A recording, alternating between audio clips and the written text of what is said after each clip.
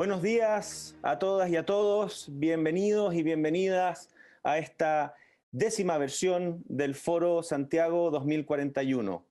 Como Facultad de Arquitectura de la Universidad del Desarrollo, junto a Siemens y junto a Enel, estamos muy orgullosos de poder volver a tener, luego de 10 años desde que iniciamos esta conversación, una nueva versión de este foro que trata de vislumbrar, adelantar y proponer las temáticas y los desafíos de nuestra ciudad, Santiago de Chile, hacia la celebración de sus 500 años de fundación en el año 2041. Agradecemos también a La Tercera, nuestro media partner, quien no solamente nos ha aportado con la visibilidad hacia la opinión pública, sino que también con esta plataforma de streaming desde la cual estamos transmitiendo a todo Chile y el mundo. Voy a partir con una breve reflexión respecto a lo que ha sido la historia del Foro Santiago 2041 en estos 10 años desde que iniciamos esta conversación, con una breve presentación donde primero entender el contexto en el cual estamos. Hemos vivido una serie de transformaciones y de shocks tan grandes en estos últimos años que decidimos renombrar el foro de este año como Recalculando la ruta urbana para la era digital. ¿Y por qué? Porque vamos a ver después que la crisis del coronavirus, el estallido social, la transformación tecnológica aceleraron un montón de procesos. Pero es interesante ver en qué estábamos hace 10 años. El año 2010, cuando hicimos la primera versión del foro, nos preguntamos cómo sería Santiago en 30 años más. Y es impresionante que ahora ya vamos a tener que preguntarnos en 20 años más. Pasaron 10 años, ya pasó una década, estamos casi llegando al primer cuarto del siglo XXI. O sea, ya no es que estemos pensando en el siglo XXI como una imagen de futuro, es una imagen de futuro presente. El 2011 comenzamos a medirnos y compararnos y nos hicimos la pregunta qué tan sustentable era nuestra capital y presentamos el Latin American Green City Index desarrollado por Siemens y The Economist Intelligence Unit en esa oportunidad. Luego, en 2012, nos desafiamos y vimos quién piensa Santiago a largo plazo. Hablamos de la gobernanza metropolitana, tuvimos intendentes, ministros, discutiendo respecto a cuáles debieran ser los fundamentos de lo que hoy va a ser la transición hacia una descentralización y la instalación de los gobiernos regionales con las elecciones que se vienen pronto. El 2013 tuvimos la presencia del presidente de la República y nos preguntamos cómo hacer de Santiago una ciudad más humana. O sea, 7 años antes del estallido ya estábamos poniendo el foco en las personas, en las necesidades sociales. El 2014 comenzamos a hablar de sensorización y cómo los sensores podían ser usados para entender el sentimiento de las personas en la ciudad. Y lo más notable es que el invitado de hoy, precisamente nuestro keynote speaker, Carlo Ratti, es el director del Sensible City Lab, el laboratorio de sensorización urbana de la Universidad del MIT. Por lo tanto, este es un tema también muy presente hoy. Y además instalamos el Premio Santiago 2041, donde premiamos distintas iniciativas, emprendimientos, proyectos municipales, tan bonitos como el Centro de Energía Sustentable de La Pintana o el proyecto Mapocho Pedaleable, que finalmente se ha ido consolidando poco a poco ya el 2014. El 2015 quisimos ver si Santiago aprobaba el examen en resiliencia y movilidad sustentable y también hicimos una entrega de premios a iniciativas ciudadanas. Y el 2016 ya estábamos avisorando el cambio de paradigma preguntándonos si Santiago era una ciudad compartida, cómo las nuevas tecnologías permitían empezar a compartir servicios, experiencias que antes eran más bien privadas, como el transporte, como el trabajo, etcétera. El 17, y recuerdo que Paolo estaba muy nervioso porque ese día jugaba Italia en un partido muy importante para el Mundial de Fútbol, nos preguntamos cómo Santiago podía llegar a ser una metrópoli integrada. Y el 18 avanzamos hacia lo que iban a ser los temas de la revolución energética y la movilidad. El 2019 nos puso a prueba a todos. Y en el caso del foro tuvimos que postergar y puso a prueba a uno de nuestros socios, Enel, que dio un ejemplo de cómo reconstruir, levantarse y compartir con la comunidad sin dejar de prestar un servicio tan crítico como es la distribución de energía, pese al estallido y la violencia que hubo. Y este año volvimos. Y este año volvimos no solo porque se cumplen 10 años de la instalación del foro, sino porque creemos que más que nunca se abren oportunidades enormes para proponer cambios y acelerar procesos. Y tuvimos una previa de esta conversación en mayo, una de las primeras experiencias de foros online. Y hoy día queremos profundizar un poco más precisamente en los efectos del COVID, del estallido social en nuestra ciudad. Y lo primero es constatar que el coronavirus impulsó la transformación digital, la empujó, la aceleró. Todos hemos vivido ya la experiencia del teletrabajo, aquellos que hemos podido mantener nuestros puestos de trabajo y podemos teletrabajar. Cómo explotó el e-commerce y se masificó. ¿Para qué hablar de los servicios de delivery, última milla? Cómo cambió la logística y cómo empiezan a surgir ahora otras vulnerabilidades, porque probablemente nuestra tremenda dependencia en el teletrabajo, en el e-commerce, van a hacer que la vulnerabilidad respecto a ataques cibernéticos sea probablemente el próximo virus. Y también nos exigió adaptarnos rápidamente. Surgieron nuevos hábitos, y esto es una foto dramática, donde se ve, ¿verdad?, el tema de la crisis cultural, de cómo se pone una máscara a una persona que su manera de ser, de vestirse y de expresarse no es compatible con ella. Pero también nos hizo innovar en muchos frentes. Nosotros como Facultad de Arquitectura tuvimos que adaptarnos rápidamente para poder seguir enseñando arquitectura presencial, remota y con distanciamiento social, implementando tecnologías que jamás habríamos soñado que iba a ser tan rápido hacerse. Por otro lado, surgieron también brechas evidentes, como es el caso de la necesidad de acceder a esta información para muchos estudiantes, y ahí prestamos capacidad, servicio, acceso a becas de internet, etc. Surgió también la necesidad del autocuidado, porque realmente apenas se empezó a abrir la ciudad, se cometieron muchos errores. Y también quedó en evidencia la inequidad urbana, en el sentido de que el transporte público, el transporte masivo, era un foco de temor al contagio, y estos diagramas del Centro de Data Science de la Universidad del Desarrollo, hechos por Eduardo Graels, uno de nuestros investigadores, muestran los patrones de viaje de las personas según su grupo socioeconómico, y la imagen del centro arriba muestra cuánto tienen que trasladarse las personas de escasos recursos para llegar a sus fuentes de trabajo. También puso en evidencia el hacinamiento. Recuerden que la caída del ministro Malenech fue cuando dijo que había visitado una casa donde hace 2 años vivían 10 personas y ahora vivían 100. ¿Por qué? Porque esas oportunidades de la ciudad no estaban accesibles para todos en zonas centrales.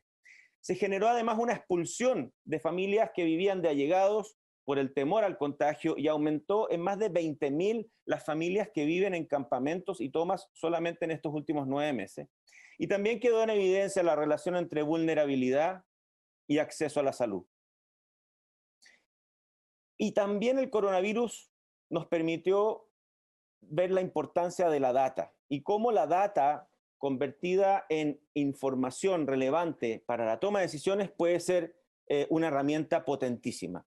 Este diagrama muestra el histograma de viajes en Santiago hecho con la encuesta Origen-Destino del año 2012. Antes había que encuestar a la gente y se veía, ¿verdad?, cómo claramente se muestra la hora punta de la mañana en el transporte, que es donde más posibilidades de contagio van a haber, y la ridiculez de que los viajes de trabajo, de estudio y otros coincidan todos en un mismo horario. Ya planteaba Carlos Ratti, nuestro keynote speaker, en una columna el martes pasado, en la tercera, cómo hay que aplanar esta curva también. Pero para aplanar esta curva hay que conocer la data.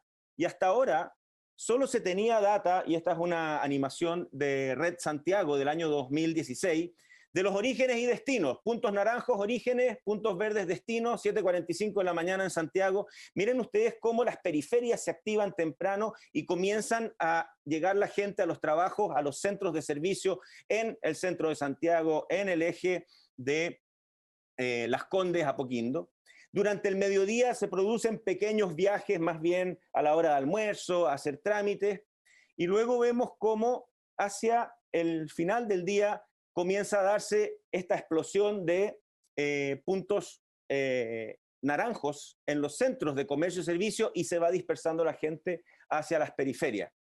Son recién las 17:15, empieza la gente a salir de los centros de comercio. Miren a las 18 cómo explota esto. Nuevamente, mucha gente saliendo de los trabajos para volver a sus hogares en las periferias. Y parte importante de lo que se ha validado, y es un trabajo que nos va a comentar probablemente Loreto Bravo después, es que hoy en día con la tecnología móvil se puede rastrear en tiempo real cómo se está moviendo la gente sin tener que hacerle encuestas o viendo dónde marcan la tarjeta VIP.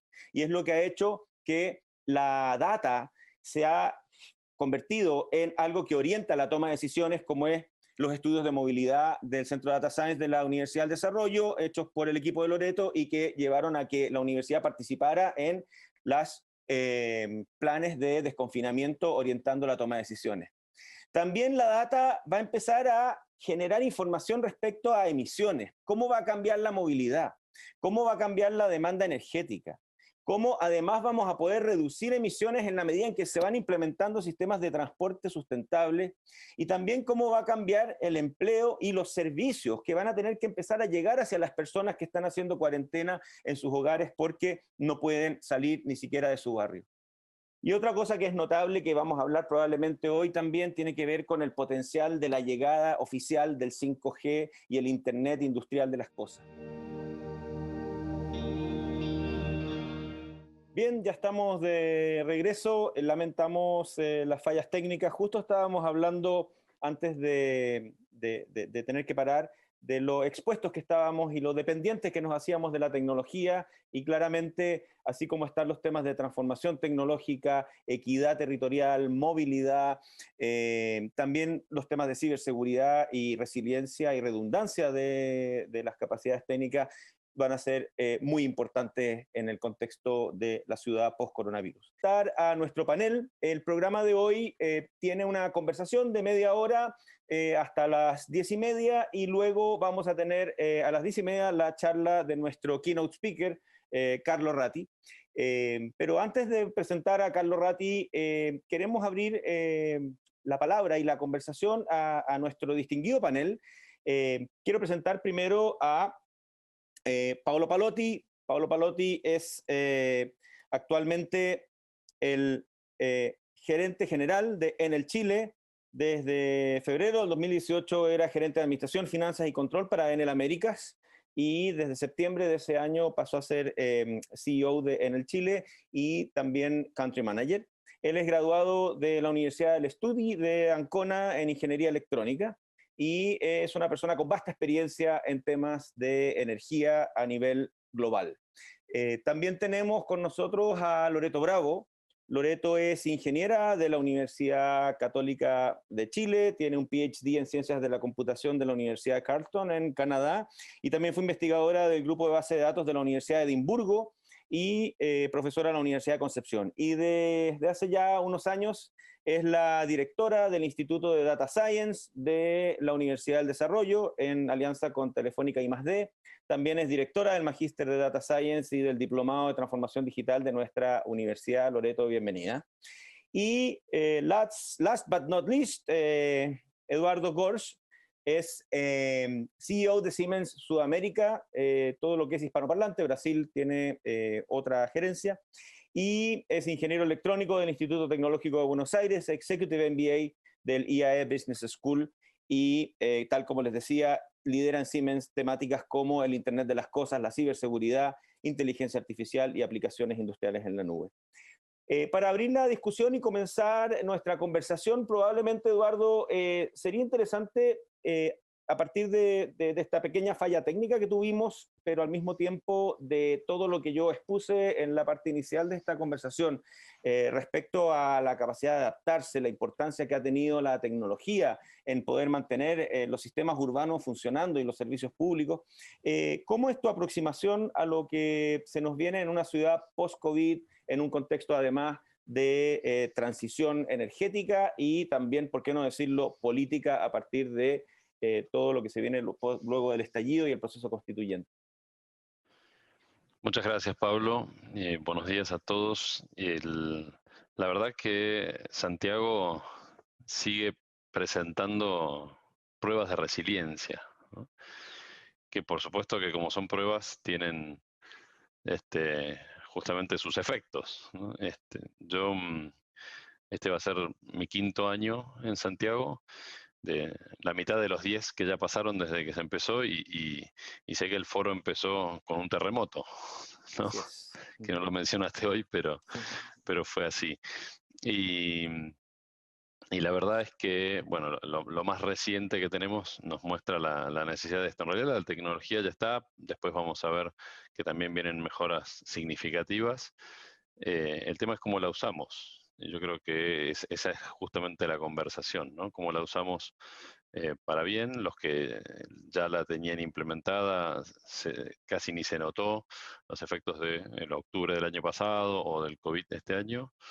Eh, los que no aceleraron la implementación, y eso tanto a nivel personal, individual, como las necesidades de educación, por ejemplo, como corporativo.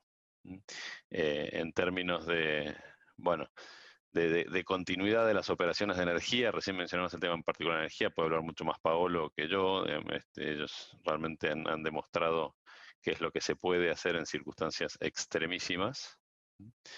Y para todo esto yo creo que la tecnología es un habilitante, ¿no? La tecnología tiene ese propósito, no es en sí misma el fin, sino el medio para todo esto que queremos lograr. Y cuéntame, hay un aspecto humano en todo esto. Ujú.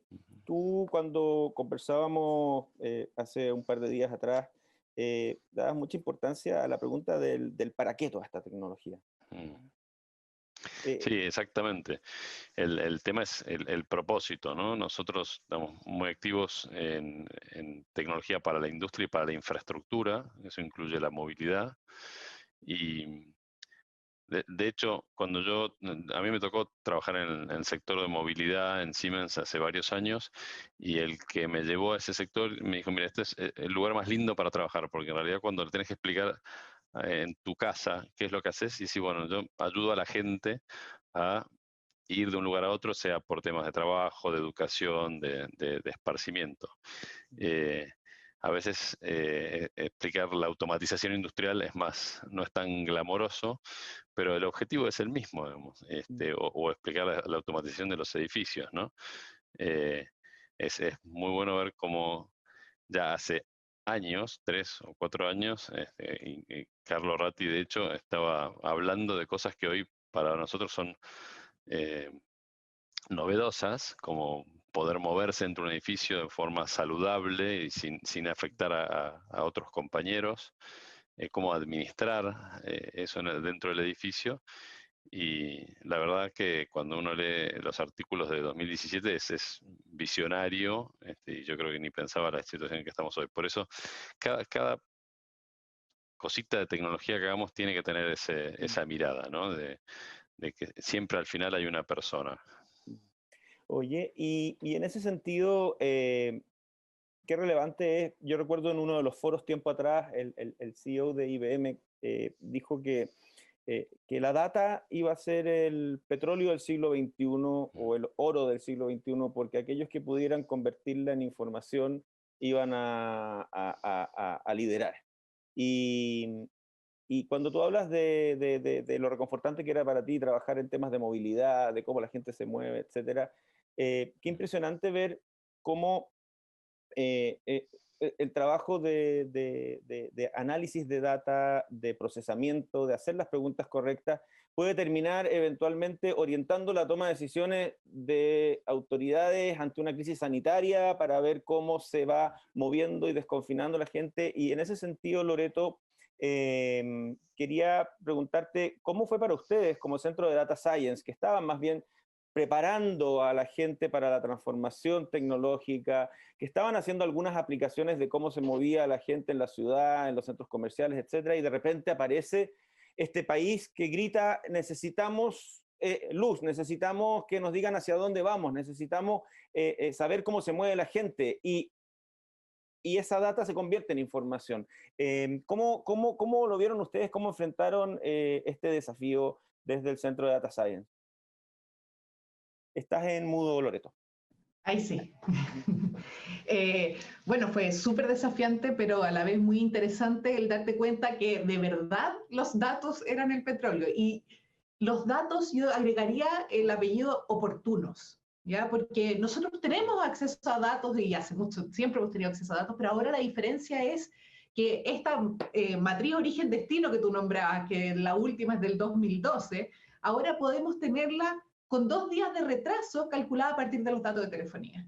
Entonces, en este proceso fuimos capaces, a partir de los datos anonimizados, ir midiendo cómo la gente se estaba guardando o no guardando en este periodo y cómo podíamos desarrollar distintas políticas en comunas para disminuir la movilidad. Por ejemplo, en el Ñuble trabajamos en detectar de dónde venía la gente a Chillán para poner servicios especiales en las zonas para evitar esos movimientos. Entonces, en este tiempo de cambio, donde tenemos calentamiento global, hemos tenido el estallido social, la pandemia, todos los cambios tecnológicos que vienen, los temas de ciberseguridad, se vuelve cada vez más importante el tener datos oportunos. Entonces, eso es lo que yo creo que tenemos que agregar, el apellido que me gustaría agregarle ahora para todo lo que es toma de decisiones en este mundo tan cambiante. Que no nos sirven los datos del 2012. Necesitamos los datos de hace un día, 2 días, no más. Oye, y en ese sentido, Paolo, ustedes como una empresa de servicios, Enel, ¿verdad? Distribución urbana, por así decirlo. Es interesante que hay una relación directa con el ciudadano de comunicarse, de orientar, de prestar el servicio pese a todas las dificultades. Me imagino que han habido cambios de demanda impresionantes porque zonas industriales que dejaron de producir, hogares que se mantuvieron demandando, etcétera. Y al mismo tiempo también la crisis del coronavirus nos tocó en un momento donde estábamos también haciendo una transición importante. Yo creo que un error de esa frase de que la data era el petróleo del futuro es porque el petróleo está quedando atrás y está comenzando a surgir la electromovilidad, la transformación energética, la descarbonización de la matriz. Y ustedes estaban avanzando fuertemente en esos temas. Recordemos que se iba a celebrar la COP en 25 en Santiago en diciembre del año pasado y lamentablemente se tuvo que trasladar a España, pero habían ahí una serie de iniciativas potentísimas que apuntaban precisamente a hacer la ciudad más eficiente, más equitativa, utilizando la tecnología. ¿Cómo ha sido para ustedes desde Enel enfrentar esta convergencia, por así decirlo, de fenómenos virtuosos y también algunos lamentables como el COVID, desde la perspectiva de una empresa de servicios también de tecnología urbana? Paolo. Buenos días, Pablo. Buenos días a todos.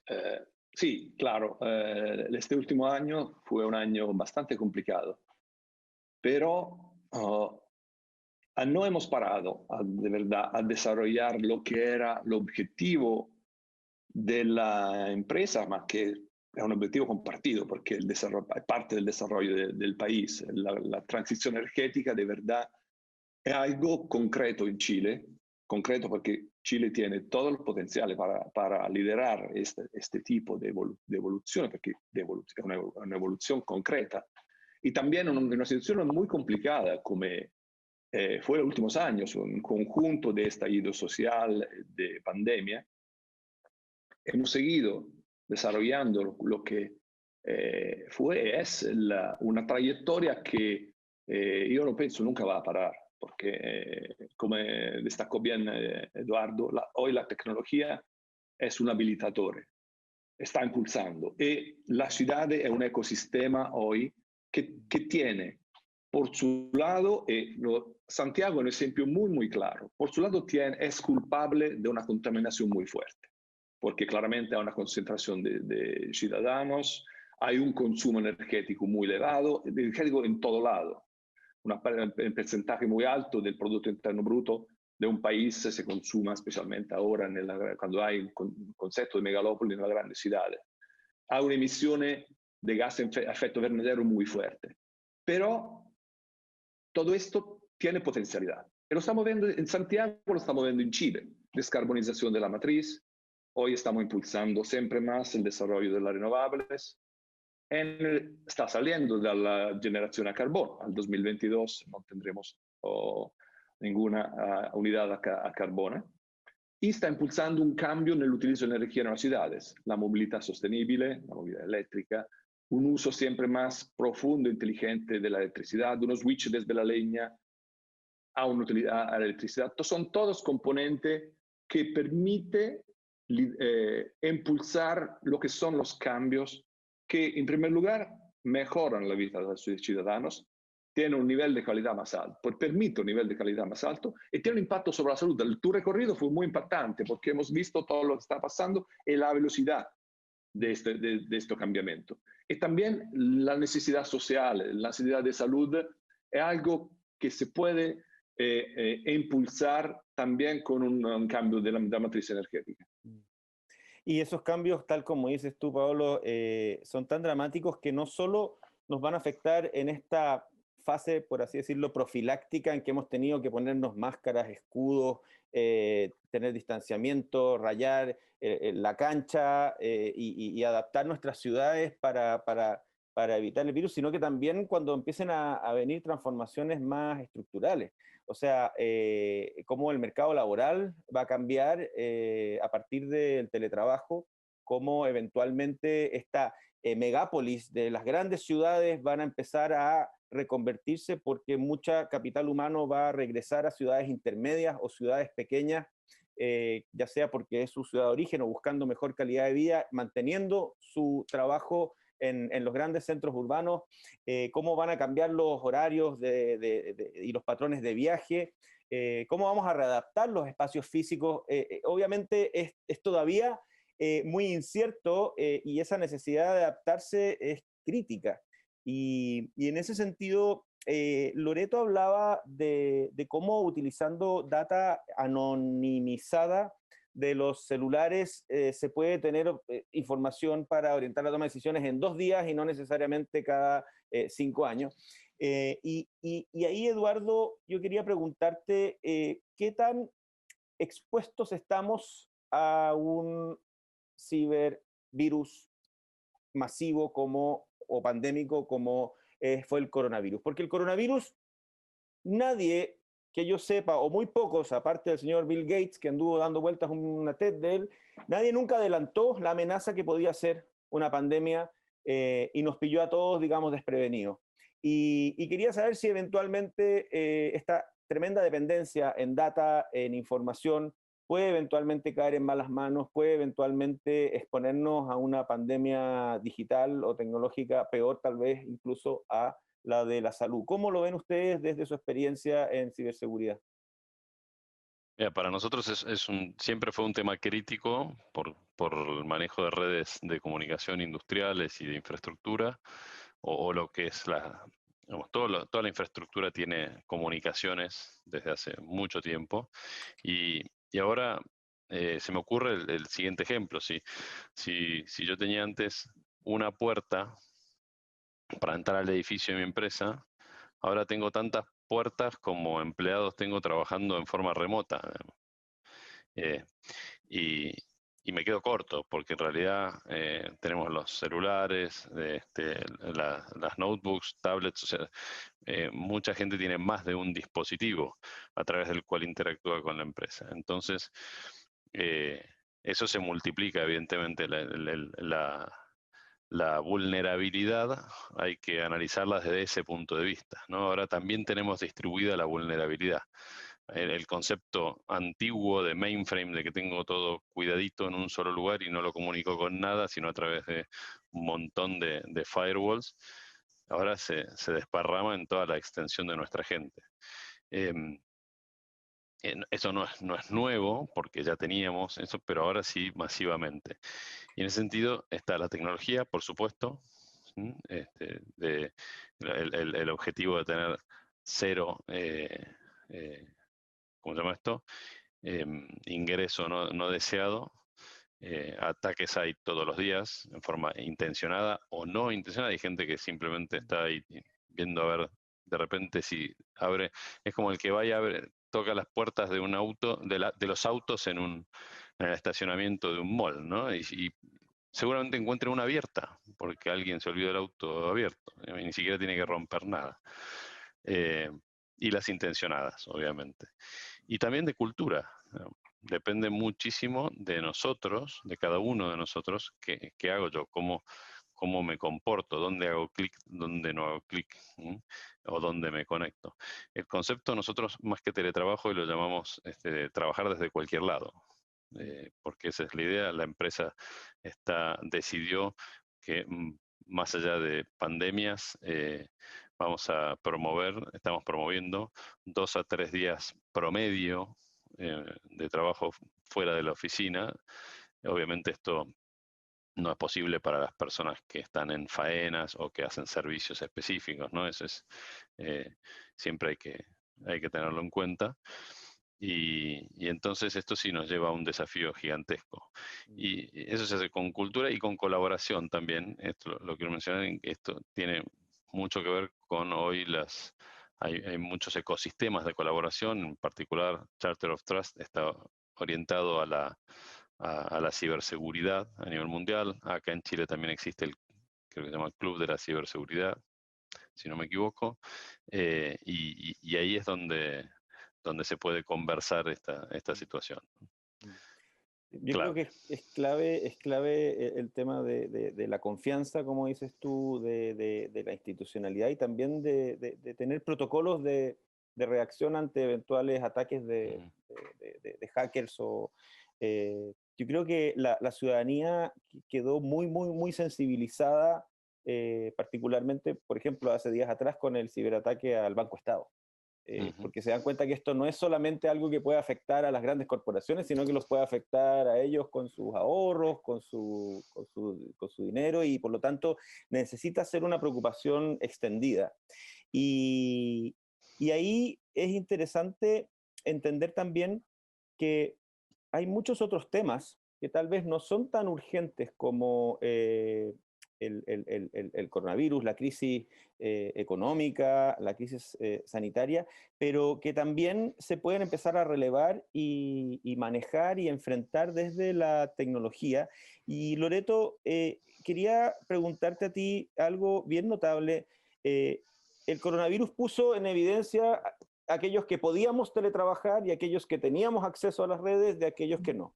Tal como dice Eduardo, el hecho de que algunos de nosotros podamos teletrabajar no solo nos beneficia a nosotros, sino que también a aquellos que están obligados a movilizarse, porque va a bajar la demanda en el transporte, va a haber menos buses hacinados, menos vagones hacinados y por lo tanto va a ser más seguro para todos.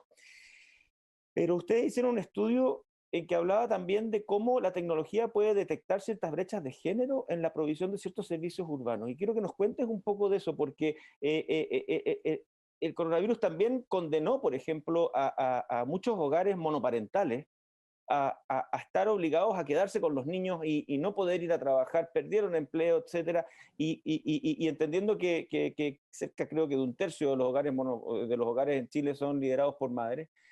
¿Cómo es el tema de género y cómo la data puede ayudar también a resolver ese tipo de problemas? Mira, este es un estudio que realizamos el año pasado para tratar de entenderlo, fue en colaboración con UNICEF y financiado por las Naciones Unidas, donde lo que tratamos fue de entender cómo se movían las mujeres respecto a diferencia de los hombres dentro de la ciudad. Y bueno, algunos resultados poco sorprendentes, como que los hombres se mueven más que las mujeres. Pero adicionalmente hicimos un análisis para ver cuánto afectaba la disponibilidad de... Me distraje. Perdón. El baile ahí de Pablo. Perdón. No importa. ¿Cómo afectaba la disponibilidad de transporte público en cuánto se movían las mujeres? Y es súper interesante que tú, independiente de cuánto infraestructura de transporte le pongas a las mujeres, ellas siguen moviéndose menos que los hombres. Independiente del nivel de ingreso. En cambio, los hombres de escasos recursos, si les dan más transporte público, se mueven más. ¿Ya? Entonces, esto también me hace como resaltar la importancia de la participación ciudadana en la generación de los datos. Yo creo que tenemos que poder complementar los datos que tenemos actualmente con información dada por los ciudadanos, ya sea, no sé, los ciudadanos pueden aportar en sistemas que les permitan colaborar entre ellos para generar comunidad, o que puedan participar generando soluciones, aportando en el proceso de toma de decisiones. y obviamente en la generación de datos que informen este proceso de toma de decisiones, como conociendo a los ciudadanos y sus necesidades. Y eso es clave, sobre todo cuando vemos que cada vez que bajamos una aplicación o que accedemos a cierta tecnología, se nos pregunta si queremos activar la ubicación, activar tal cosa, la cantidad de letra chica que hay en las distintas aplicaciones que uno simplemente no lee y en cierta medida, cómo también empezar a establecer, tal como decía Eduardo, ciertas bases de confianza para que aquella información que no compromete la intimidad ni la vida privada de las personas, pero que puede servir a muchas personas, puede estar disponible y generando esa data para orientar cosas como, por ejemplo, facilitar el acceso al transporte de las mujeres. Creo que son realmente temas que son más de fondo incluso que de forma y tienen que ver también con los procesos que vamos a empezar a vivir ahora. Paolo, cuando conversábamos antes de este encuentro, tú ponías un foco bien importante en cómo la ciudad y particularmente Santiago ha evolucionado en la tecnología y el involucramiento de los ciudadanos en las tomas de decisiones. ¿Ustedes han tenido experiencias notables de hacer algunos pilotos, por ejemplo, cuando estábamos empezando con el net metering, un piloto en Huechuraba para poner medidores inteligentes que generan data que no solamente, digamos, la de consumo?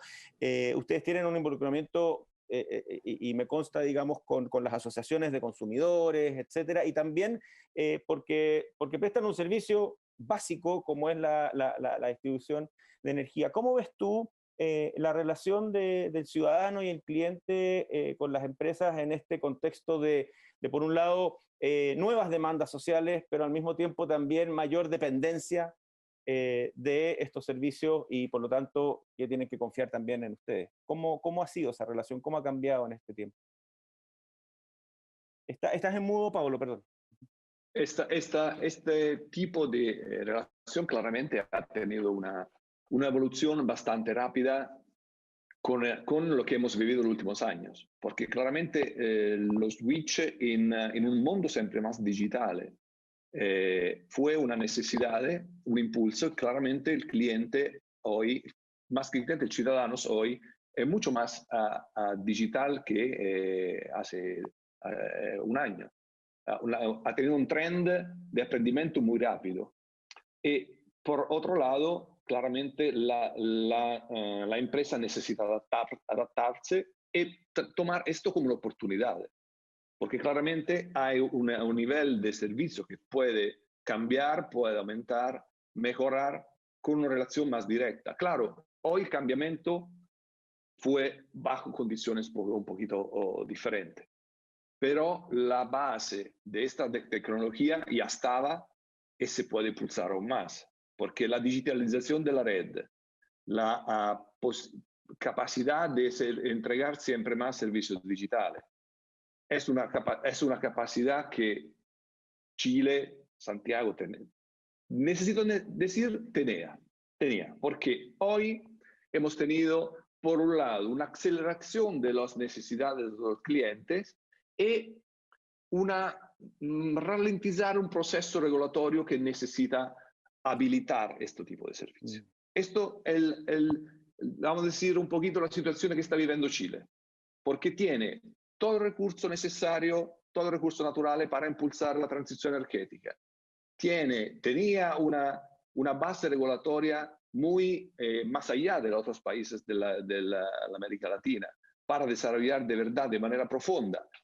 No olvidamos que teníamos una norma técnica que dice al 2024 todos los lugares del país necesitaba ser con un medidor digital.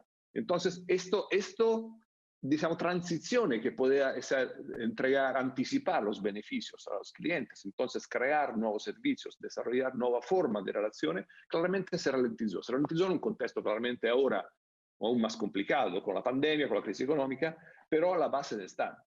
Hay empresas como Enel que tienen capacidad de inversiones, que inversiones empiezan en la matriz de generación, pero llega hasta el cliente. Inversione significa digitalizzación de la red, significa impulsar la movilidad eléctrica, impulsar nuevos servicios que mejoran la calidad de vida. Claramente todo esto es un triángulo donde hay un lado la empresa, el otro el cliente, pero hay también una regulación, siendo un servicio muchas veces regulado, que necesita habilitar esto. Ahora estamos en este esfuerzo. Necesitamos impulsar un poquito más este momento para hacer que con un cliente que tiene su capacidad ahora de escuchar y de elegir los servicios que necesita. Una empresa que tiene toda la intención, toda la impulsar la entrega de los servicios, claramente se necesita un framework regulatorio, un encuadre regulatorio que permite de llegar y mirar del medio plazo, sin poner objetivos de corto plazo que claramente va a ralentizar este tipo de desarrollo. Lo importante es tener claro dónde el país se puede llegar, con todo el despliegue de la tecnología, con todo el impulso que puede llegar del sector industrial, efectivamente, cómo mejorar y salir también de esta crisis que claramente hoy está pegando fuerte el país. Y es notable eso, que lo hemos conversado también en algunas versiones anteriores del foro, cómo estas transformaciones están cada vez acelerándose tanto que hoy en día las principales brechas no son económicas, porque el financiamiento está, no son tecnológicas, porque la tecnología es cada vez más ubicua, cada vez menos costosa, sino que es más bien regulatoria. Y lo podemos ver desde temas tan increíbles como que ya llevamos 8 años con las aplicaciones de compartir vehículos, ¿verdad? Los Uber, los Cabify, etcétera, funcionando y prestando un servicio en algunos casos que no existía oferta de esos servicios, me refiero en las zonas periféricas, en ciudades regionales, y todavía no tenemos una regulación una regulación que permita que deje de ser alegal. Y lo mismo pasa, digamos, con otros frentes que van a empezar a surgir, como es el tema del delivery, por ejemplo, qué leyes laborales tienen estas personas que nos están abasteciendo a muchos de nosotros ahora que estamos confinados, etc. Estamos ya cerca de la hora de nuestro keynote speaker, Carlos Ratti, quien ya se conectó a la transmisión. Y antes de presentarlo, quería darles a cada uno el espacio para una última reflexión respecto a que si ya nos quedan 21 años o 20 años para celebrar los 500 años de la Fundación de Santiago, este es el 10º foro, es el 10º año, ¿cuáles ustedes creen desde su perspectiva son los principales desafíos que se nos vienen ahora en la contingencia y al mediano plazo desde el punto de vista de sus distintas plataformas como Siemens, como Enel y como Centro de Data Science de la Universidad del Desarrollo? Eduardo, ¿cómo ves tú o en qué vas a estar tú poniéndole toda la energía estos próximos meses y de aquí al 2041? Algo que la contingencia nos demostró, me parece a mí, es que se puede seguir haciendo e innovando durante, digamos, y quizá acelerado. Pero este año que vivimos es el año donde, para tomar 2 ejemplos nomás, donde concretamos ayuda, por ejemplo, con tecnología de automatización para respiradores construidos en Chile, ¿sí? Y eso sirvió, y así como en esta circunstancia puede ser, eso queda para largo plazo. Y no sé, ayer fui a cargar el auto eléctrico a una estación para probar Enex, con el cual tenemos un acuerdo, y me decía la persona, uno de los operadores ahí en la estación, que muchos vehículos de los que vos mencionabas, que son compartidos, se están yendo a esa, y pasan frecuentemente a cargar por ahí también. Él está haciendo un poco de estudio de mercado. Creo que eso llegó para quedarse y se hizo este año. A largo plazo creo que esas cosas tienen que estar acompañadas, y en eso vamos a trabajar nosotros por una transformación cultural interna de nuestra organización y en co-creación con los ecosistemas que que se vayan armando con nuestros clientes para justamente habilitar, para que la tecnología siga siendo un habilitante de esta transformación. Excelente. O sea, las palabras son clave. Transformación, co-creación, ecosistema social, clientes, empresa, notable.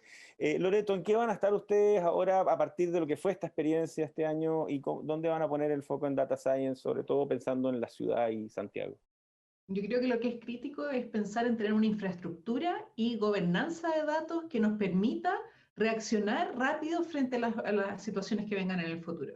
En este momento tenemos datos repartidos, no está claro cómo hacer para integrar todos estos datos y poder ponerlos al servicio de la comunidad. Y yo creo que eso es crítico en este momento.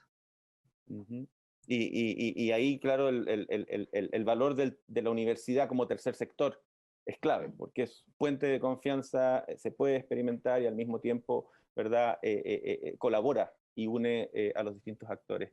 Y Paolo, para ir cerrando y presentando a nuestro invitado, y si quieres tal vez tú puedes hacer alguna confidencia respecto a lo que conoces tú de Carlo Ratti, ¿cuáles son los desafíos que ustedes ven? No hablamos del hidrógeno verde y todo eso porque si bien está en la contingencia, creemos que el foco está ahora en la ciudad, pero ¿cómo ves tú los desafíos para ustedes como ven respecto a Santiago y los próximos 20 años?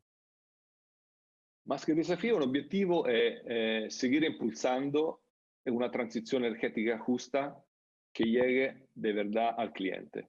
Que todos los beneficios, todos los esfuerzos que se está haciendo para limpiar la matriz, mejorar los servicios, llegue de verdad al cliente, que el cliente lo entienda bien y que de manera pueda disfrutar, mejorar su calidad de vida y de verdad disfrutar lo que significa impulsar una nuova forma di energia, una nuova paradigma energético que permite de no dejar ninguno al lado, nel sentido que permite un acceso para todos a la energía, una energía limpia que puede disfrutar en su casa. Esto es de verdad el objetivo, el desafío, el objetivo y la velocidad que vemos este cambiamiento, soy seguro lo vamos a lograr mucho más antes de lo que esperamos. Y solo para cerrar una pequeña historia con Carlo Ratti, yo hablé con él en el 2014, hablando de Smart City. Smart City era el medidor inteligente, un poquito de controllo remoto sobre la red. Hoy, mirando a las ciudades, lo que puede ser la potencialidad de las ciudades, todos los datos que tenemos, cómo se puede transformar, qué significa, ya estamos en otro mundo. Y yo pienso, en 10 años estaremos otro más, un mundo aún más diferente. Entonces, aquí claramente la velocidad del cambiamiento, la innovación tecnológica es lo que está liderando toda esta evolución. Entonces, vamos a escuchar a Carlo Ratti con mucho interés. Muchas gracias, Paolo, y efectivamente, ojalá que cuando estemos hablando en el 20º foro o antes, ya miremos cómo superamos la pobreza energética, cómo generamos finalmente la transición hacia una ciudad sustentable, eficiente y más justa y humana. Quiero agradecer nuevamente a Eduardo Korch, CEO de Siemens Sudamérica y Chile, a Loreto Bravo, directora del Instituto de Data Science de la Universidad del Desarrollo, y Paolo Palotti, Country Manager y CEO de Enel Chile, por haber compartido estas visiones, estos desafíos, estas experiencias también de transformación dramática que hemos vivido a partir de la crisis del coronavirus y el estallido social y la transformación tecnológica. Y le doy la bienvenida a nuestro keynote speaker, nuestro invitado principal, Carlo Ratti.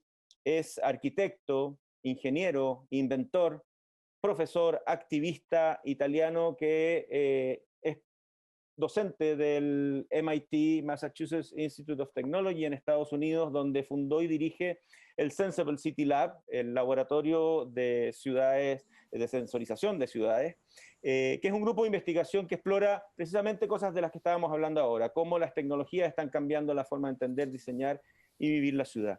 Y también es socio fundador de Carlo Ratti Associati en Turín, en Italia, donde ha desarrollado no solo aplicaciones innovadoras respecto a arquitectura y diseño, sino que incluso destacó mucho hace unos meses atrás cuando se inició la crisis del coronavirus al desarrollar modelos tácticos para implementar pabellones sanitarios, ampliando la capacidad de los hospitales de manera, digamos, rápida y muy eficiente. Y para poder compartir con Carlos su visión de las ciudades, su visión de cómo la tecnología puede ayudar a estas transformaciones, enfrentar estos desafíos, es que contamos con su presencia. Carlos, muchas gracias por estar con nosotros. Para las personas que necesiten traducción, hay un botón en el costado del visor donde pueden seleccionar la traducción simultánea que vamos a tener de la presentación de Carlos. Carlos hizo una columna de opinión en el diario La Tercera el martes pasado, donde precisamente hablaba, entre otras cosas, de cómo aplanar las otras curvas, no solo la de los contagios, sino que también la de la movilidad y una serie de oportunidades y demandas clave que la tecnología puede resolver en las ciudades. Así que sin mayor introducción, le damos la bienvenida a Carlos. Welcome, and we're looking forward to your presentation. Hola, buenos días a todos.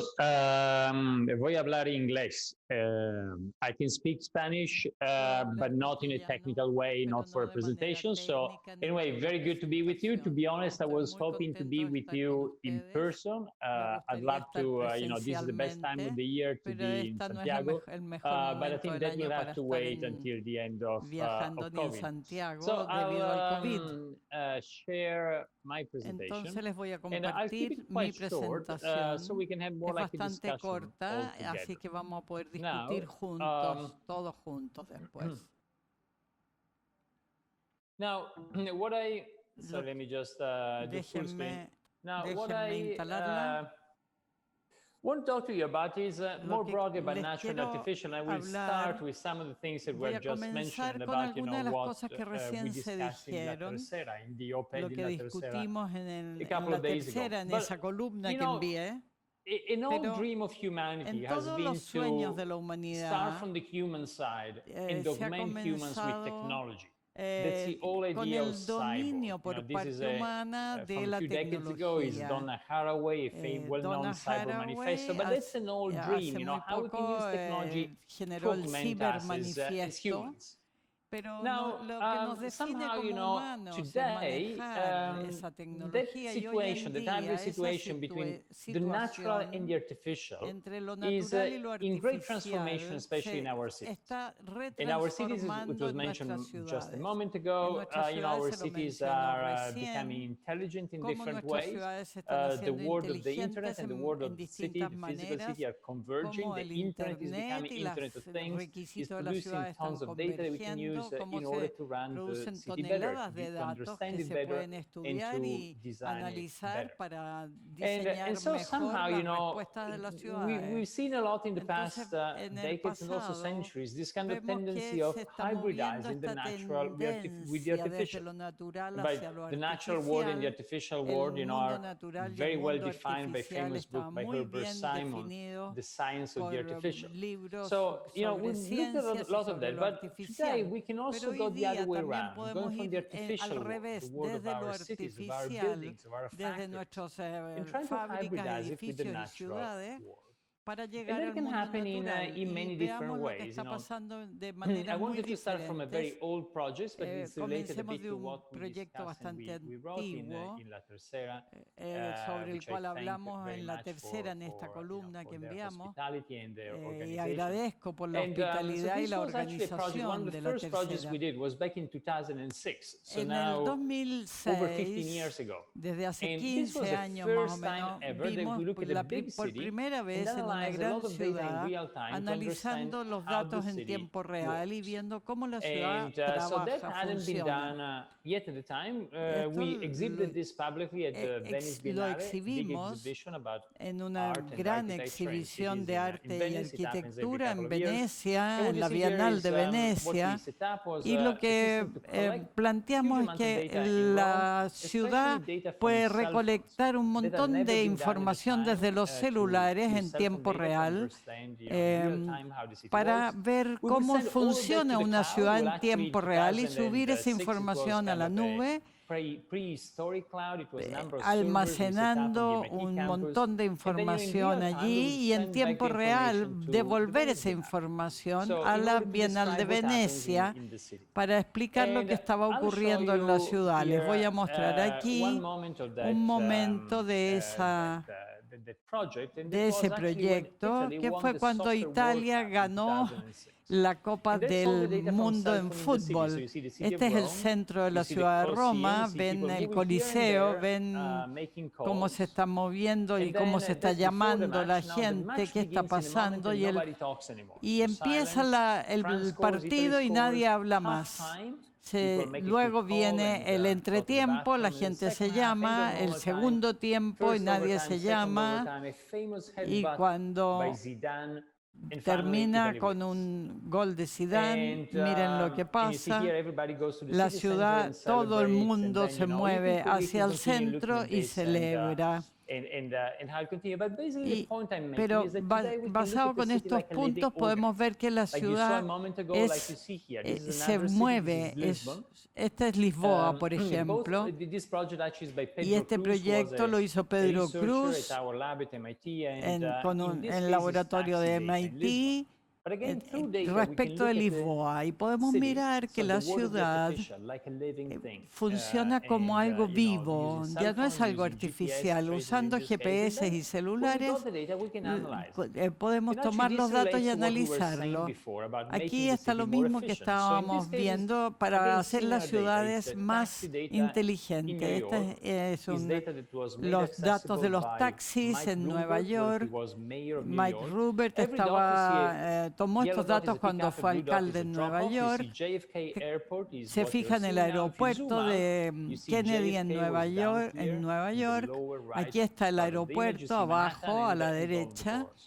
Y ven la cantidad de taxis que están a la espera de los pasajeros. Esto fue una investigación de una fundación que tuve el placer de trabajar con ellos y colaborar por una cantidad de años. Y nos preguntamos la siguiente pregunta: ¿cuántos viajes pueden compartirse en Manhattan? Cientos de miles de viajes en el año. ¿Cuántos podemos compartir teniendo algún inconveniente o no? Matemáticamente podríamos decir que cuando tiene que estar ahí, dar 2 o 3 minutos al taxi, ¿cuántas personas podrían compartir el mismo viaje para reducir los viajes de taxi? Aquí pueden ver cómo se visualizó este patrón matemático. Y en Nueva York llevamos a todo el mundo a su destino cuando tienen que estar ahí. Tienen que esperar 2 o 3 minutos, nada más, pero hay miles de vehículos de taxis hoy en día. Y lo interesante fue que el proyecto comenzó con Uber, con una colaboración entre MIT y Uber. Y este pool de Uber todavía no existía. Esto permitió que más gente viajara en la misma dirección y compartiera su viaje. Entonces Uber empezó un servicio en todo el mundo. Ustedes hoy día tienen muchos de esos servicios en China, en Rabinar, en el sudeste asiático, etcétera. Y todos hicieron lo mismo. 2 o 3 viajes que se combinan en uno, porque uno es menos congestionante, menos contaminante en nuestras ciudades y además recoge personas por el camino que comparten. Entonces esto nos permite comprender las ciudades, analizar sus datos y pensar cómo la ciudad podría ser transformada en algo más eficiente, en algo que responde mejor a las necesidades de la gente. Voy a trabajar en este proyecto desde hace un par de años. Recientemente he trabajado en esto y también en otras preguntas que tienen que ver con Manhattan, tratando de resolver cuál es la flota mínima que necesitamos para Manhattan para que funcione bien.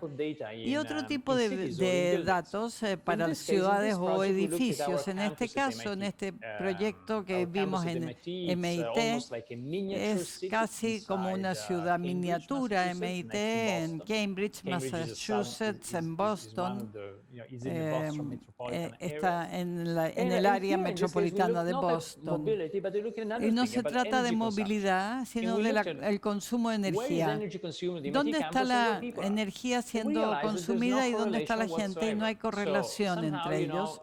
De alguna manera estamos calentando y estamos refrescando a un altísimo costo muchos metros cuadrados que no están siendo ocupados. Entonces podríamos mirarlo desde muchos ángulos, no calefaccionando o con aire acondicionado todo el edificio, sino dónde está la gente más bien. Entonces, fuera de MIT hay un ingreso principal donde la gente se para en la alfombra y puede generar una onda de calor, especialmente en invierno.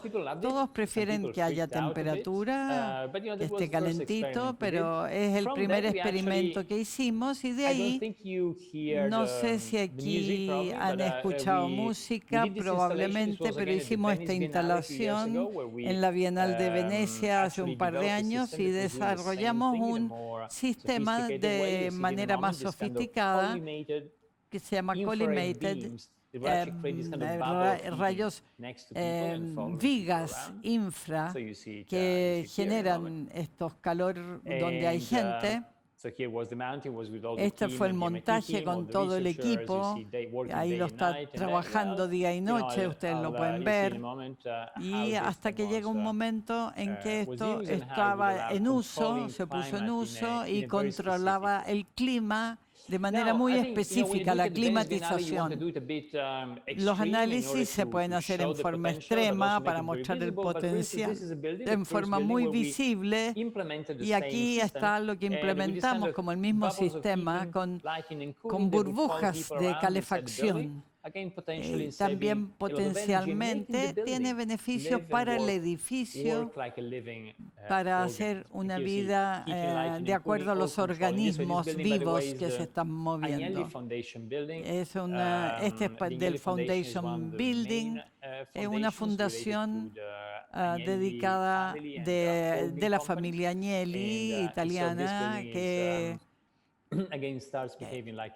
comenzó a ver también estos elementos en el techo de los edificios que podrían controlar la calefacción y también el aire acondicionado. Esta es la parte histórica del edificio que se construyó hace más de 100 años y luego se expandió en los años 50. Aquí están las aplicaciones del edificio y también esta es la nueva parte del edificio afuera y adentro, cómo se desconectan, cómo la naturaleza también surge de estos espacios exteriores y hay la tecnología que está trayendo, la tecnología está haciendo lo artificial, que el edificio se comporte como algo vivo, como algo que puede entrar y salir del edificio donde las oficinas están afuera y adentro.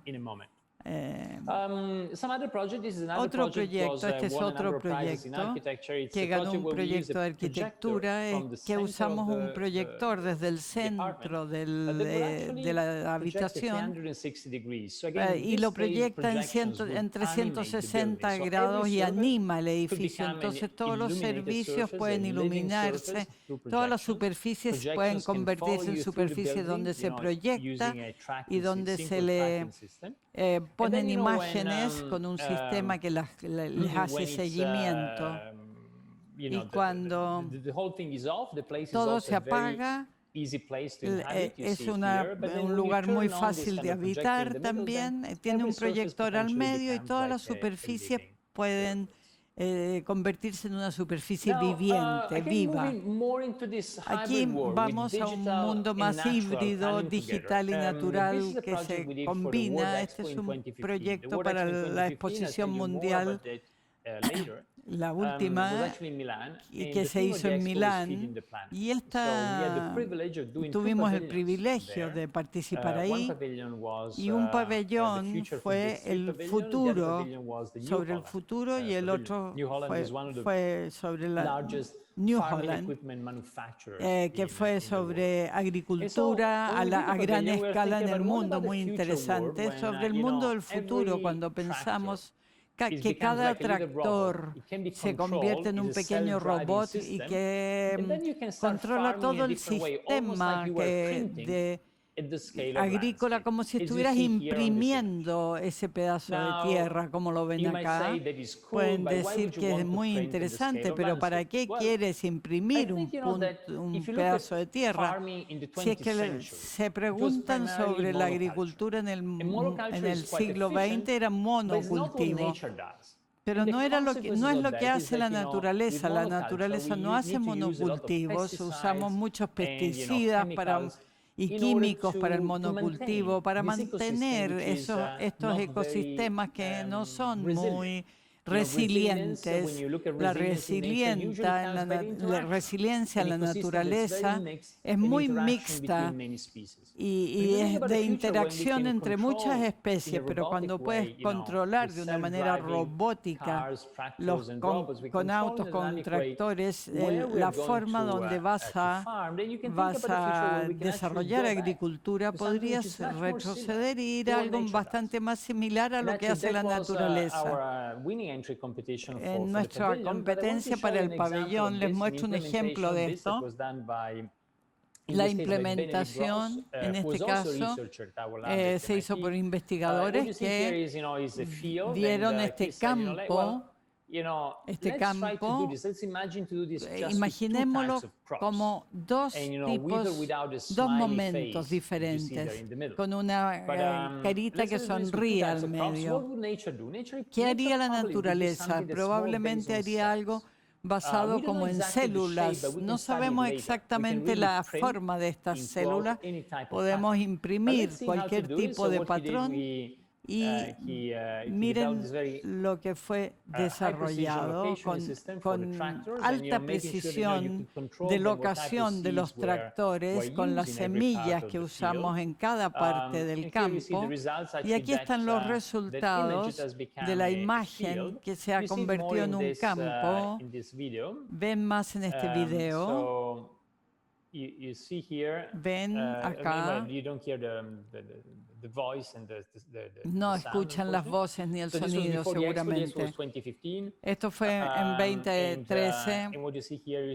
Y aquí ven cómo se ve en la pantalla del computador, cómo era un campo impreso prácticamente, con cultivos, pero exactamente con la misma imagen que vimos antes. Lo ven mejor cuando el dron se eleva un poco, ¿no es cierto? Aquí lo ven mejor, con las distintas células, incluso las caritas sonrientes que vimos antes.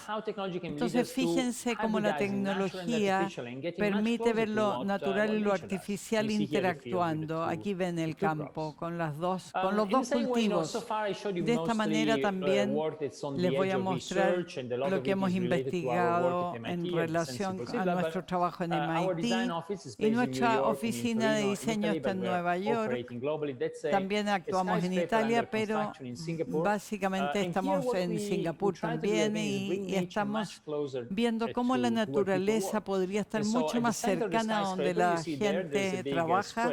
Aquí hay un gran edificio y en este edificio una selva tropical suspendida que se convierte en un lugar de encuentro, en un lugar donde toda la gente que está en esta torre de 300 metros de altura y las oficinas de más altura son también de vivienda. Este es el centro de bosque tropical donde la gente se encuentra y estos son los distintos espacios que se pueden combinar. Les muestro un par de ejemplos más. Aquí hay una imagen de Milán, donde está el Palacio Real en Milán y el Duomo, en la Plaza del Duomo. Este es el pabellón que diseñamos para la apertura, el acto de apertura, para la Semana del Diseño en Milán, que es un gran evento en Milán de diseño y de arquitectura, que sucede cada año en Milán en el mes de abril, y este año por primera vez se canceló por el COVID. Hace 2 años, en el acto inaugural de la Semana del Diseño y Arquitectura, este pabellón, y usamos con tecnología y naturaleza combinada. Dentro tiene las 4 estaciones al mismo tiempo. Entonces recogimos energía del sol y transformamos la energía en calefacción y en aire acondicionado, de tal manera que pudimos asegurarnos de tener las 4 estaciones al mismo tiempo, desde la primavera con los árboles floreciendo, al verano con el calor húmedo de Milán, el otoño rojo y precioso, hasta el invierno con la nieve de Milán. No se los puedo mostrar por dentro, pero les quiero mostrar un par de otros proyectos. Esto fue en la Semana del Diseño de Milán, cuando trabajamos con nuevos materiales. Este es mycelium, que es una forma de un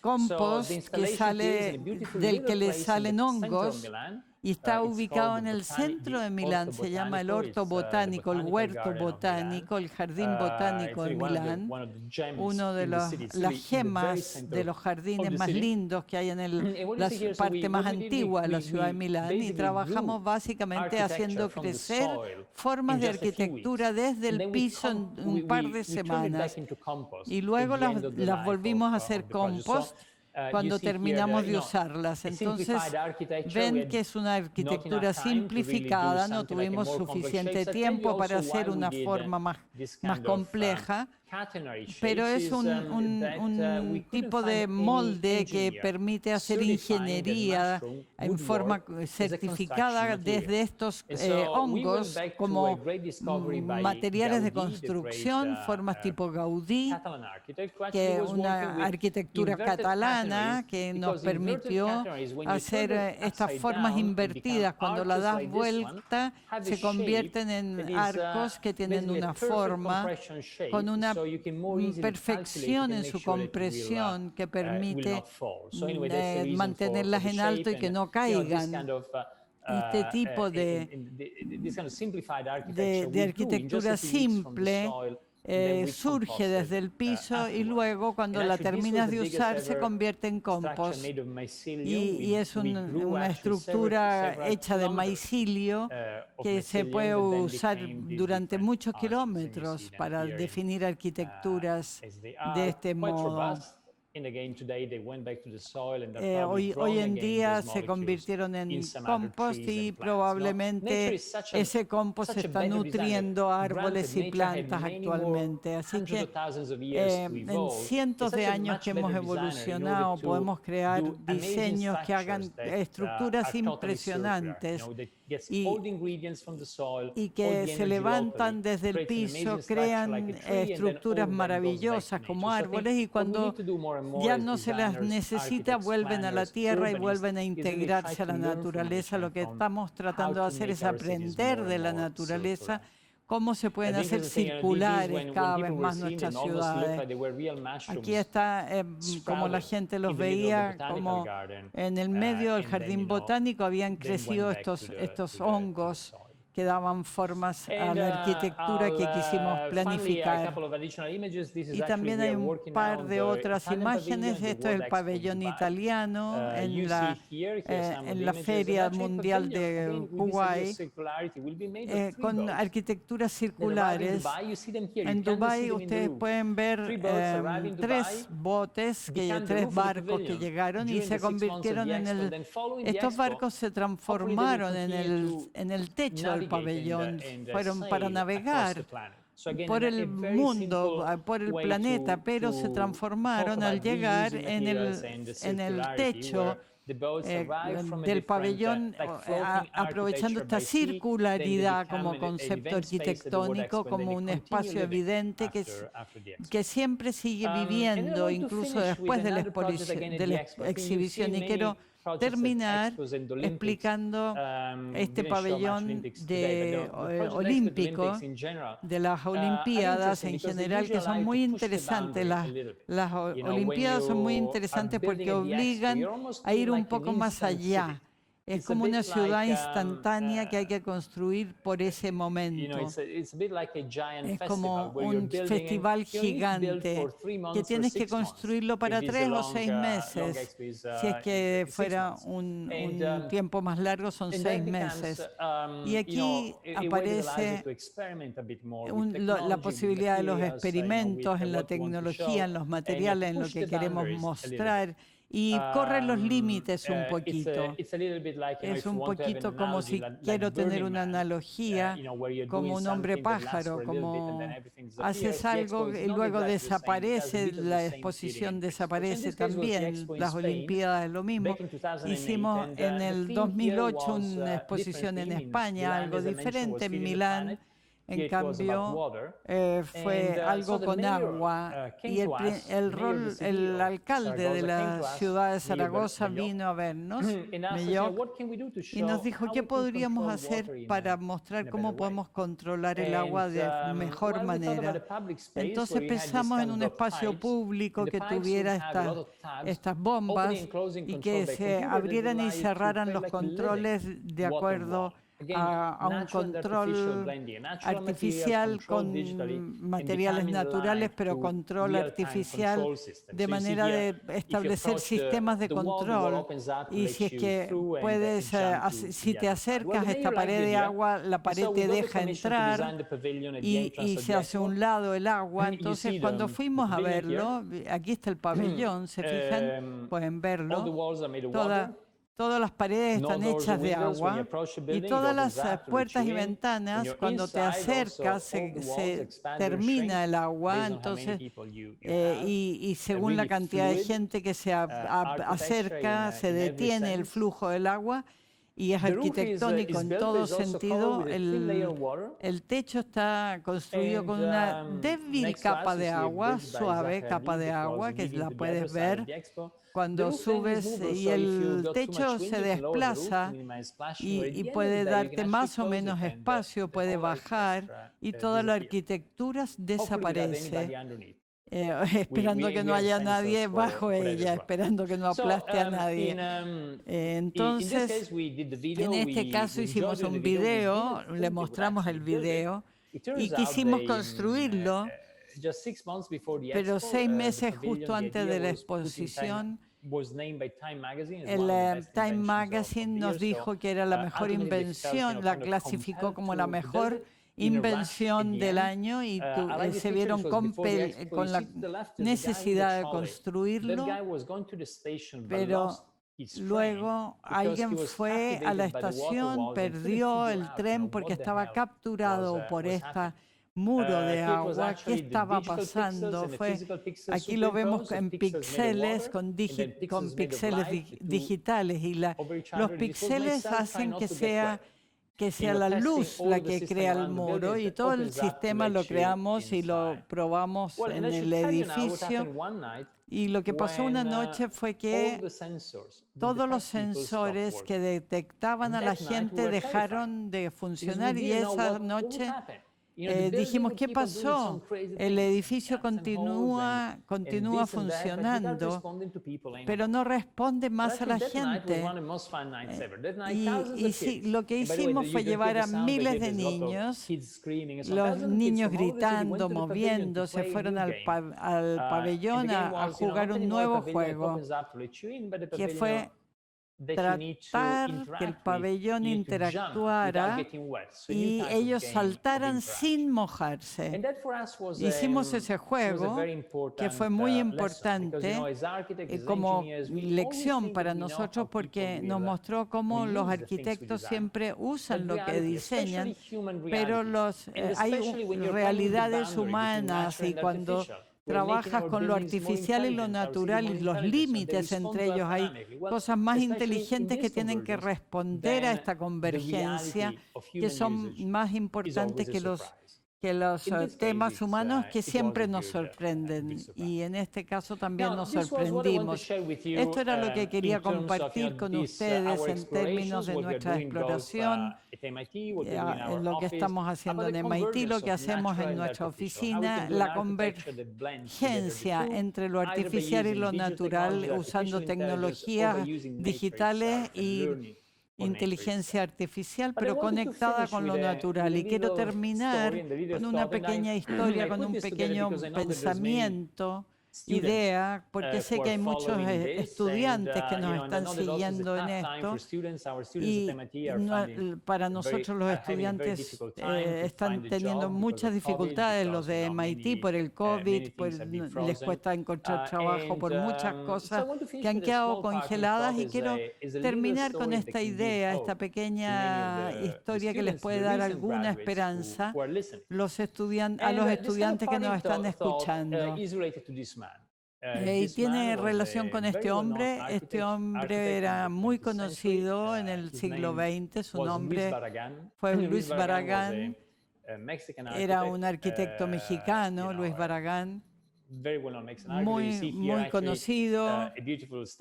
Aquí hay una escala muy linda que usó en su casa en México, y la gente sabe que Luis Barragán nació en Guadalajara, y en todos los años que construyó casas en Guadalajara no eran totalmente modernos, pero eran casas interesantes. Hay una interesante arquitectura en Guadalajara. Cuando fue a México, a la Ciudad de México, se produjo un boom de arquitectura, y él diseñó muchos edificios, pero no necesariamente produjo mucho y hizo mucho dinero. Pero en un cierto momento, Luis Barragán dijo, cuando tenía más de 50, estoy cansado de escuchar a mis clientes hablar sobre sus gustos. Estoy dejando a todos mis clientes. De ahora en más voy a ir a un solo cliente, que soy yo mismo. Y desde ese día él construyó solamente un tipo de casas, Casa Gilardi, unas pocas casas en Pedregal, un convento en la Ciudad de México, y se convirtió en el arquitecto más influyente de la segunda mitad del siglo XX. Ganó una serie de premios. Y lo que les quiero decir es que Barragán tuvo que llegar hasta tener 50 años, ganar suficiente dinero para poder hacer lo que él quería, que era soñar. Hoy día, muchos de ustedes que se han graduado recién, ustedes pueden tener la misma libertad y no tienen que esperar tantos años, y no tienen que hacer todo el recorrido. Esta es una historia de crowdfunding que no existía antes. Esta es una historia que hicimos para la Expo de Milán, que no les había mostrado antes. Hicimos un pabellón dentro de esta caja, pero la caja nos la dieron, nos la impusieron. La gente de la Expo nos dijo, pueden hacer lo que quieran adentro, pero afuera va a ser así. Entonces quieren hacer una segunda fachada, está bien. Han perdido mucho tiempo con estas pantallas. Tenemos muchas pantallas, tenemos televisiones, computadores, celulares, que hemos hablado de gente, y la gente es el contenido, y los vamos a plotear. Con un diseño robótico de la fachada, terminamos haciendo el plotter más grande que se ha hecho jamás, con un brazo robótico que diseñaba sobre esta cámara. Es algo que el ser humano ha hecho hace 200 años. Con muy lindo gusto se ha hecho con nuestros ancestros, que estaban haciendo cosas similares como grafitis en los muros de las cavernas, pintando cavernas. cuando el ser humano apareció, y esto es un plotter que hace una idea que fue muy exitosa en la Expo al comienzo y ganó un premio Guinness incluso. En nuestra oficina hicimos un plotter chiquitito vertical donde todo se cruza en la pared con dos cables y un plumón. Y alguna gente quiso fabricarlo. Algunos de nosotros no estábamos seguros y dijimos, bueno, empecemos. Y si es que tienes $200,000, vamos a habilitar este proyecto. Pero cuesta unos $200, entonces nos pusimos una meta muy ambiciosa y lo hicimos. Hicimos algunas pruebas en la oficina. Aquí está el video. Cuando comenzamos se los muestro para que, aunque lo pueden ver online, pero se ve simpático. Hicimos un montón de cosas. Puedes escribir, en cualquier muralla puedes interactuar con ella. Y fue una de las grandes campañas del año, de hace un par de años, y ganó $3 millones más o menos. Empezamos esta fábrica, entonces ahora tenemos este producto con un equipo que lo ha construido, que lo vende, que lo instala en la pared y que la gente, todas las horas hay gente que lo está pidiendo, que lo tuitea, que lo compran los artistas, que nos mandan, los artistas globales nos están mandando sus trabajos, desarrollando contenido original. Ustedes ven aquí que los artistas de tatuaje también lo están probando. En fin, podemos desarrollar nuevos contenidos, no aportando más pantallas en nuestras casas, sino que usándolas de distintas maneras. Acá hay otro proyecto que hemos puesto online, que es usar, como Barragán lo hizo, usar la red. Como Barragán, tomemos un solo cliente nosotros mismos, usemos el Internet y hagámoslo con personas que nos pueden financiar, que nos pueden aportar. Si es que es una buena idea, van a encontrar una comunidad que los apoye y que les permite construir una nueva realidad. Esto es lo que les estoy hablando a los estudiantes, sobre todo que me están escuchando hoy día. En vez de esperar como Barragán hasta que tengas 50 años y tengas mucho dinero para lograr tu libertad, empiecen desde el comienzo. Primero sueñen y luego encuentren el cliente. Quizás online hay cientos de personas, miles de personas que si ven una buena idea van a apoyarla. Esto era lo que quería decirles, y para terminar, creo que tenemos un poquito de tiempo todavía y me gustaría mantener una conversación sobre estos temas, si es que a ustedes les parece. Muchas gracias, Carlos. Una completa, impresionante y comprensible presentación que nos diste en un tiempo tan cortito.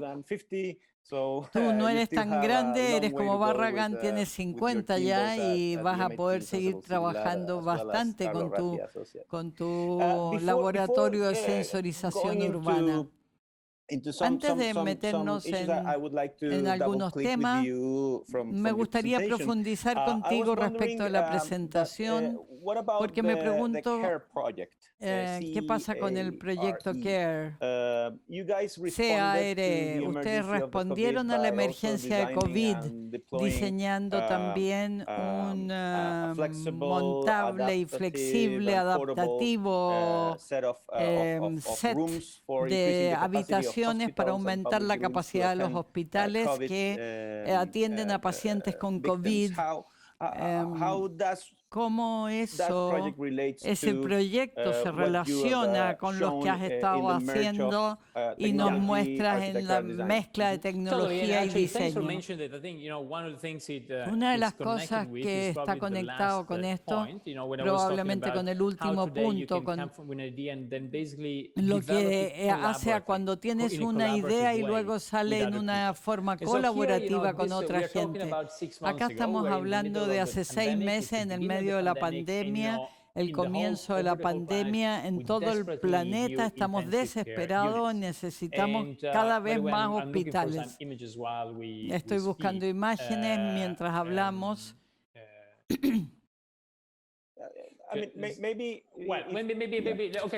Bueno, vamos a tratar de encontrarla. Me va a tomar un par de minutos. Pero déjenme decirles que ¿cómo respondimos? Piensen en el virus. El virus es un código genético que está atacándonos. Y la manera que tenemos que responder no puede ser la forma estándar. Tiene que ser, eso es demasiado lento, la forma estándar. Tenemos que responder de forma rápida. Y hay una sola forma de hacer algo muy rápido. Todo tiene que ser open source. Open source es una metodología que viene del software que es muy interesante y que desarrollamos hace un par de años. Open source arquitectura se ha publicado bastante, publicitado bastante y trabajamos con open source para discutir con Alejandro Aravena, por ejemplo, el arquitecto chileno extraordinario. Y en open source, inmediatamente en una semana teníamos más de 1000 personas, una comunidad de 1000 personas que estaba trabajando en esto, distinta gente replicando desde distintas partes del mundo y logramos construir la primera unidad en pocas semanas. Y lo más impresionante es que todos los diseños están disponibles online. Ahora tenemos una comunidad con mucha gente que los distribuye en todo el mundo. Tenemos gente que está clonándolos en estos contenedores, unidades que son contenedores que permiten en el Reino Unido, en Italia, en Estados Unidos, en Canadá, en Qatar, en Grecia. La gente toma los diseños y los usa, en Francia también. Uno de los temas, mis favoritos, es un equipo de Canadá que tomaban containers y en los containers los transformaban en laboratorios para hacer crecer marihuana, lo que es ilegal en Canadá. Entonces, el dron pasaba y no veía estos cultivos de marihuana que estaban adentro de los containers. Entonces, ¿cómo podríamos nivelar lo digital para que trabaje más rápido y trabaje de forma adecuada? Nunca vamos a lograr hacer lo mismo de la misma manera. Tenemos que hacerlo de una manera distinta y lo hicimos con un enfoque de open source. Fascinante. Y esta idea de cuando tú muestras tu edificio, que la tecnología y la arquitectura y la infraestructura y la naturaleza comienzan a mezclarse en una cierta manera y las cosas que se usan para algo, para algún servicio o aspecto de la vida pueden adaptarse a otra cosa. Esta idea de que los sensores pueden crear edificios que responden y tú diseñas los edificios en relación a la capacidad tecnológica y no solamente la tecnología es adosada a esos edificios. Es impresionante cómo trabajas mezclando los límites entre lo urbano y lo rural, entre la arquitectura y lo natural. En ese sentido, estaba muy sorprendido por lo que has mostrado de imprimir el campo y cultivar distintos cultivos y trabajar con los efectos secundarios que crean los monocultivos, dado que Chile es un país como Italia, un país en que nuestras grandes industrias son la agricultura y es bastante tecnificada. ¿Cómo puedes ¿Has pensado acaso en devolver la naturaleza a las ciudades en la medida en que optimizamos los sistemas de transporte y reducimos las emisiones y podemos readaptar quizás las ciudades al cambio climático? ¿Has pensado en traer el campo a la ciudad de vuelta? Déjame decir que estoy totalmente de acuerdo con lo que estás diciendo desde el comienzo. Creo que ha comenzado una coevolución entre lo natural y lo artificial, y que si piensas en el problema de las antropociudades, nos ha llevado a condiciones críticas hoy día en términos de cambio climático y desafíos que impone esta situación. Es una actitud de luchar entre lo artificial y lo natural, como si lo artificial fuera opuesto a lo natural. En Francia, la principal visión que hoy se tiene es especialmente en la pre-evolución, que se llama aménagement du territoire, que quiere decir manejo del territorio, y no se pueden hacer caminos sin una gestión adecuada del territorio y lo que está fuera de las ciudades, y este es un enfoque que está basado en esta contradicción entre lo artificial y lo natural. Hoy día tenemos que pasar a una coevolución como concepto que complementa lo artificial con lo natural, que es muy interesante porque las ciudades se construyen con arquitectos, pero consumimos el 75% de la energía del planeta en las ciudades, de manera que el planeta podría ser mucho más sustentable si lográramos compatibilizar lo construido con lo natural. Y en Chile también la diversidad del campo obliga, como en Italia, que el año pasado estuve en Chile, por ejemplo, y fui hasta la Patagonia. Estuve unas semanas y visité una cantidad de parques naturales y áreas de conservación en la Patagonia, y me gustó mucho el país. Entonces, volviendo a lo que dices, el objetivo de la arquitectura hoy día es cómo podemos volver lo natural a nuestras ciudades. Nuestras ciudades se expanden destruyendo la naturaleza que las rodea. Y nuestras ciudades ya son,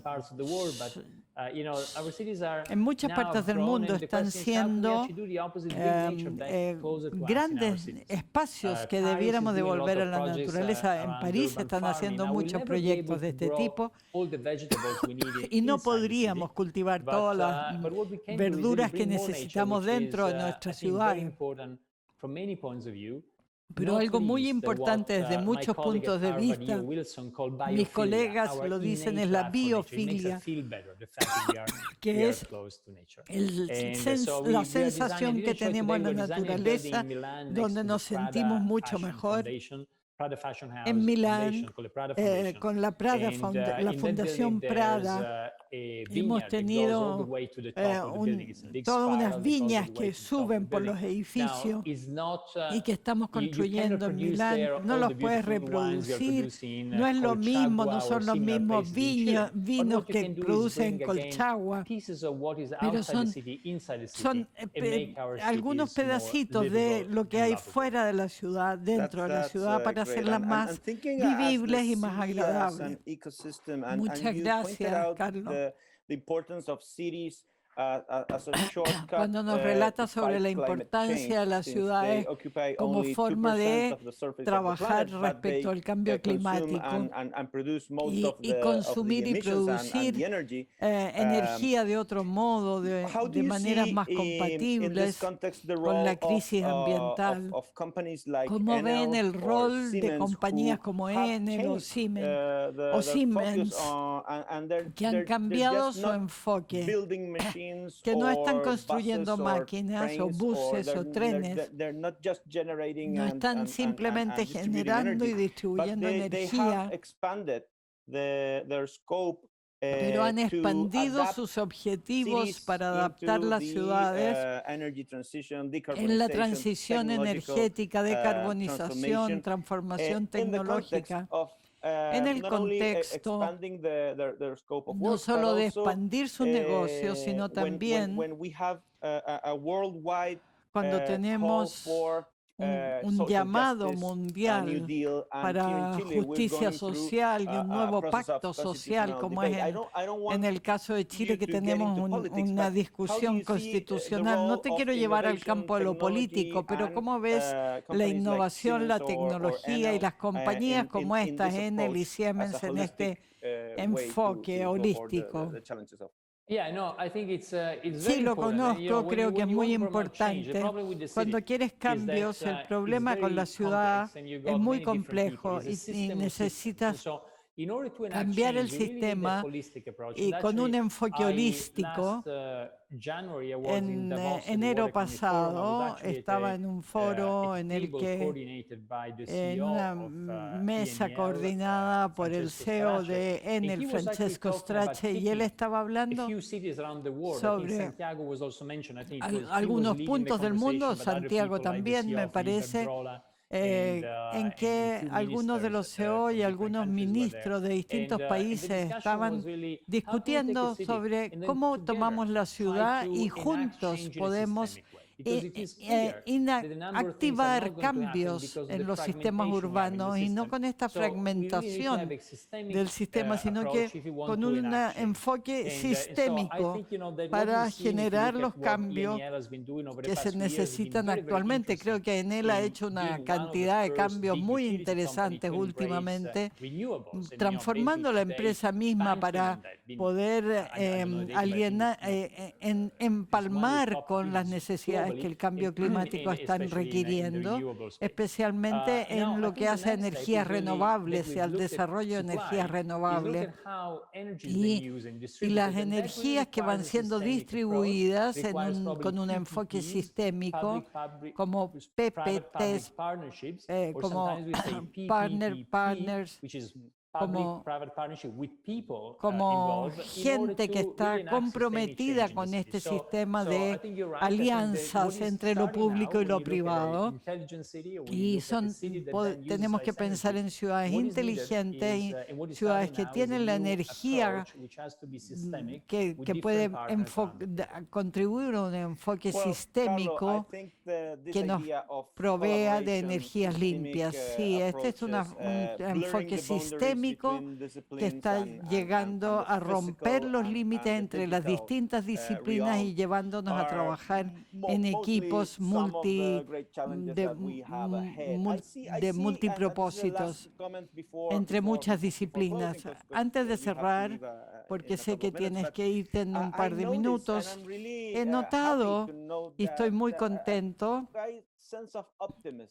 que hay un cierto optimismo en tu visión de este mundo, que en un cierto punto ha sido desafiado por el cambio climático, por la pandemia, por la seguridad cibernética. Tenemos un montón de temas referidos a las redes sociales, al impacto psicológico, político y todo eso, pero me doy cuenta que tienes un cierto nivel de optimismo en tu visión. ¿Es real? Creo que hay que modular el optimismo con el realismo. Pero me gusta lo que dice Popper. Optimismo es un deber. ¿Por qué es un deber el optimismo? Porque hay que ser optimista respecto al futuro, pero el futuro está en nuestras manos. El futuro no depende de otra cosa que de lo que nosotros hagamos, y nosotros podemos cambiarlo, podemos diseñar el futuro y cambiar el presente en condiciones diferentes diferentes. Todo diseñador tiene que ser un optimista, porque cada uno de nosotros tiene que ser optimista. Las ciudades de mañana dependen de las decisiones que tomemos hoy. Si tomamos decisiones adecuadas, haremos los cambios que se necesitan y por lo tanto podremos enfrentar los desafíos que tenemos. Optimismo es un desafío y es un deber, y el deber es con el futuro está en nuestras manos. La mejor manera de predecir el futuro o las cosas que van a pasar mañana es desarrollar el diseño y contribuir con su materialización. Por eso todos nosotros debiéramos ser optimistas. Gracias, Carlos. Es una manera muy buena de enfocar el futuro. Vamos a tener que rediseñar nuestras ciudades, rediseñar la manera como nos relacionamos y cómo nos relacionamos entre la gente después de que superemos esta situación de pandemia que ha impactado la historia de la humanidad. Voy a tomar la cuarta P como una de las cosas de tu presentación. Esto es también sobre público-privado, asociatividad con la gente. Entonces, me gusta tomar esta idea de que el diseño puede ayudarnos a lograr los objetivos que la sociedad tiene. Gracias, muchas gracias, Carlos, por tu tiempo, por tu visión. Me encantaría que vuelvas a Chile, a la Patagonia, o a tomar vino, o a la Universidad nuestra del Desarrollo. Y a nombre de nuestros amigos de Siemens, de Enel y La Tercera, te agradezco mucho por haberte sumado en este foro y poder mirar cómo Santiago se adapta y cambia para ser una ciudad que pueda lograr cambios importantes en sus 500 años desde su fundación el 2021. Gracias, me encantaría verlos en forma presencial la próxima vez que nos volvamos a reunir. Gracias, muchas gracias. Por habernos acompañado en esta 10ª versión aniversario del Foro Santiago 2041. Agradecemos a La Tercera, nuestro media partner.